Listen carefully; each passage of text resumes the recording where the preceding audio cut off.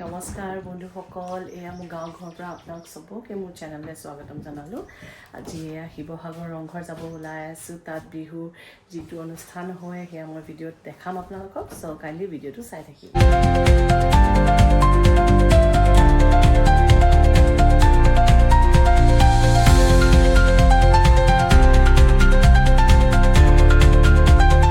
আমি শিৱসাগৰত সোমালোহি, এতিয়া পালোহি।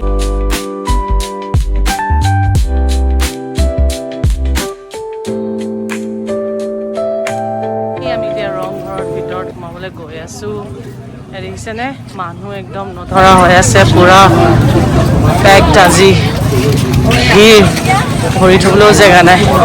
এনেকুৱা ভিৰটো দুৰ্গা পূজাতে দেখি পায়।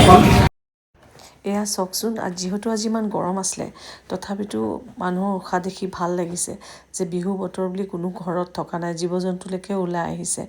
এইটো চিন যে আমি অসমীয়া সঁচাকৈ বিহুতে বলীয়া, বিহুৱে চব আমাৰ কাৰণে। আমাৰ ধুনীয়া অসমৰ সাংস্কৃতিক ওৱান এণ্ড অনলি ৰংঘৰ। এই ৰংঘৰ হৈ গ'ল আমাৰ অসমীয়া সাংস্কৃতিক গৰিমাৰ প্ৰতীক, হয়নে বাৰু ৰাইজসকল? ইমান ধুনীয়া আজি দৃশ্যটো। এনেকুৱা অনুষ্ঠানত আহি কিমান যে মনটো ভাল লাগে। সদায় কাম বনতে আমি ব্যস্ত হৈ থাকোঁ, কিন্তু এনেকুৱা এটা দিন বছৰত এবাৰ আহে।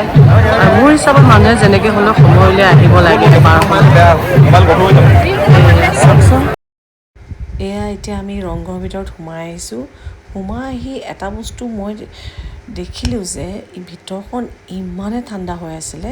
বাহিৰত যিমান গৰম ভিতৰত সিমানেই ঠাণ্ডা। সঁচাকৈ আচৰিত কথা যে তাহানি যুগত বনোৱা এটা ৰংঘৰ ইমান আইডিয়া কৰি কেনেকৈ বনাইছিলে বাৰু।